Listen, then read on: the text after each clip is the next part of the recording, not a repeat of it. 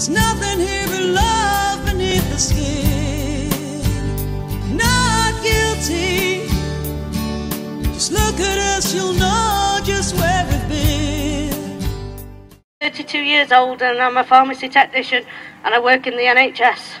I've never worked within the canine animal world and I have only owned dogs for the last 6 years, when I took Cobalt in after he was found wandering in the streets. Now you may be stood here wondering why I'm telling you this. Well, the answer will be revealed soon. Just remember this paragraph as I continue. In '91, after a spate of publicised dog attacks, the Dangerous Dogs Act was hastily introduced. Section 1 of this Act is known as breed-specific legislation, commonly known as BSL. It sets out 4 types of dogs that are banned in England, Scotland and Wales. It refers to the 4 types: the Pit Bull Terrier, the Japanese Tosa, the Doggo Argentino and the Fila Brasileiro.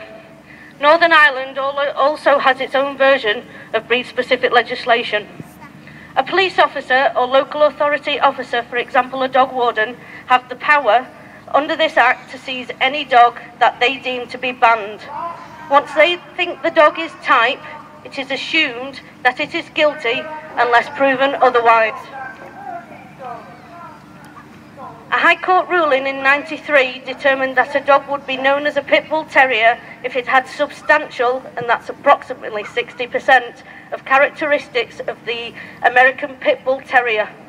It was also ruled that this was regardless of parentage and behaviour, although relevant, was not conclusive.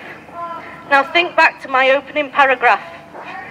3 years ago to this month, I was told by Greater Manchester Police that I had 2 dogs that they believed to be banned, and I'm going to get upset, so I do apologise. They believed that the 2 dogs stood here with me today were Pit Bull types. Now, I'm no expert in dogs, and I will never claim to be, and honest to this day that my dogs are Staffordshire Bull Terriers. But who am I to argue with an expert? Who is any law-abiding, responsible dog owner, to argue with a policeman, dog warden, or someone who's worked in the dog world for years? That, why would you argue with them? You love your pet, you know your pet, they are part of your family, they have never done anything wrong. Yet someone of authority was telling you that your dogs are banned, they are essentially dangerous. Well, I'll tell you how you feel. You feel bewildered, you feel disbelief, you're unsure, you're upset, you don't know what's going to happen next. Then the knife in the heart comes. They are taking your family pet away. This may be the last time you see them. Devastated, heartbroken are some of the other words that you could use. Tears. You cry until you think you can't cry anymore. But believe you me, they keep on coming. Cobalt and Sapphire here were taken from me September 2010. Their collars were removed, they had no reminders of hope. They were kept in a secret location. I wasn't allowed to see them, I didn't know where they were, I didn't know if they were being looked after properly, and I didn't even know if I'd see them ever again. Countless phone calls, countless times of the phones not being answered, or just no news. The not knowing and the not being able to do anything but wait are the worst things you will face when caught up in breed-specific legislation. Sorry. Eventually I got a court date which was set for October. So this is it. I've never set foot in a courtroom before, and now there I am to fight to get my family back. This can't be true, can it? I'm stood here listening to the expert on the bench who sees them. He's talking about fighting dogs and how Cobalt and Sapphire fit the looks of a fighting dog. It's hard. You know your loving dogs would never hurt a fly, yet here they are talking about them as if they are the most dangerous things in the UK today. This is the best part. The people on the bench, the judge or whoever the person is deciding whether your family can stay together is listening to this and looking at photos. Yes, you heard that correctly. The person who decides whether your dog lives or dies never meets them. They only see the photographs. And they're the photographs that are taken by the police.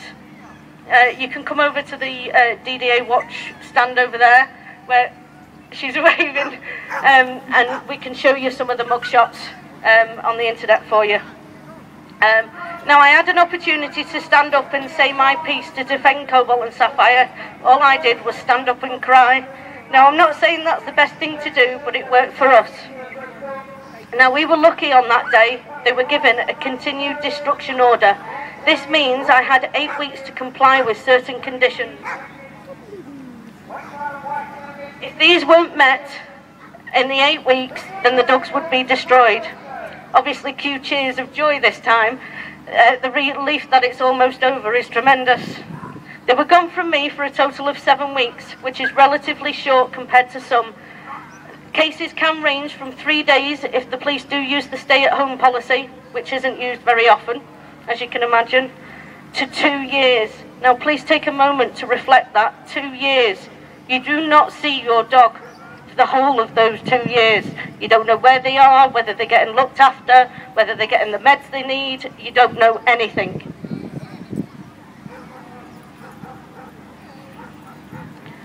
You might stand here thinking I'm exaggerating, that you know the breed of your dog. I must have done something, or the dogs must have done something for the police to deceive them. Well, you would be wrong. Cobalt and Sapphire have never done anything whatsoever. This law is based purely on the way they look, i.e. the shape of their eye, whether they're short-haired, 4 legs, like any dog basically. BSL is incredibly vague and open to interpretation. A Labrador once scored 90% when held against the checklist. The application of BSL causes a great amount of confusion. It doesn't matter whether your dog is purebred, whether it's a cross between a Staffy and American Bulldog, or even a Yorkshire Terrier cross with a Great Dane. If he or she ticks enough boxes, then when breed identified, then the dog will be deemed of type no matter what he or she has been crossed with. It may be then up to a court to determine whether they live or die. It wouldn't matter if both your dogs were best of breed at cross in their specific categories. Sorry. If your dog's physical characteristics tick enough boxes, he or she can be deemed type. And that's the same for DNA testing. It's all based on looks. I've actually had my 2 DNA tested. You can see the analysis over there. They've come back level 1 Staffordshire Bull Terrier with absolutely no other breed in them whatsoever.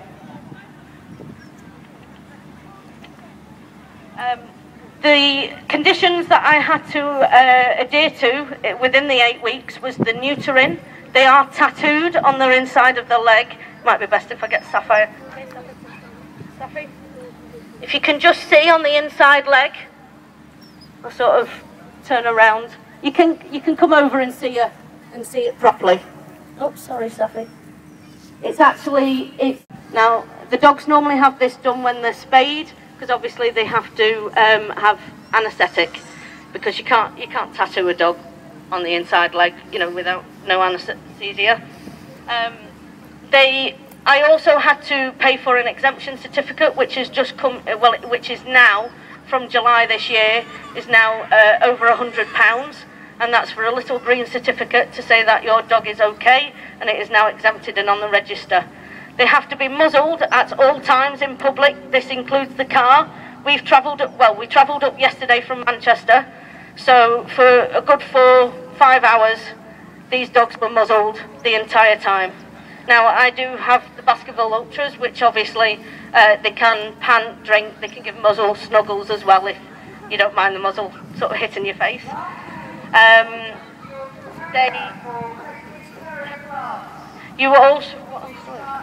Obviously the cost of the tattoo and the court costs, some police forces do ask also for the kennel costs. If you think £10 a day for 2 years, that's how much they could be asking for you before you get your dog back, which not many of us can afford. It's been 3 years since Cobalt and Sapphire and I went through this, and to a certain extent have to live with for the rest of their lives unless this law is repealed.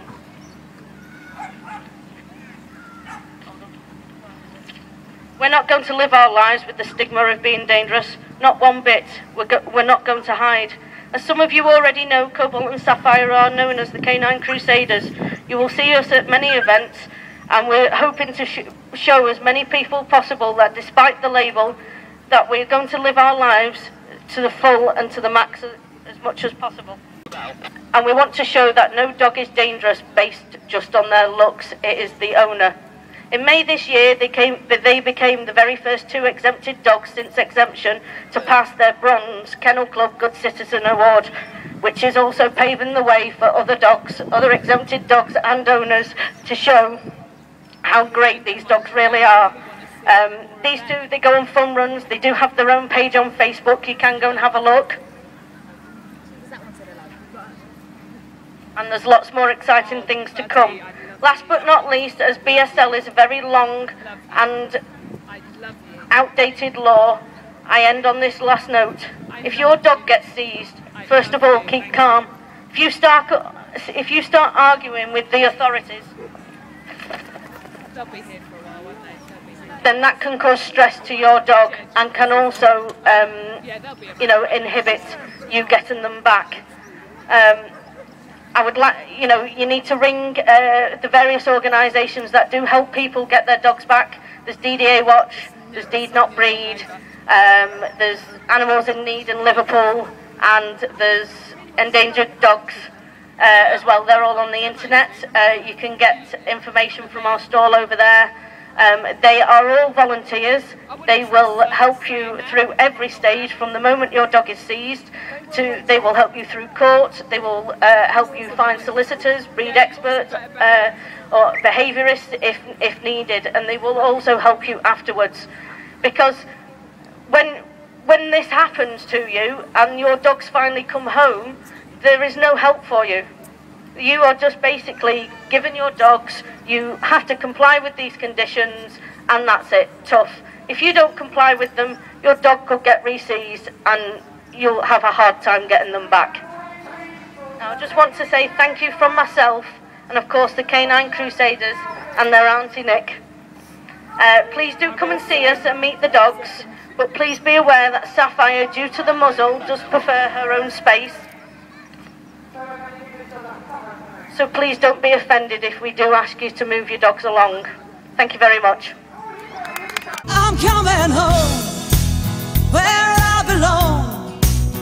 Hold out your arms, gonna be there soon. I'm coming home.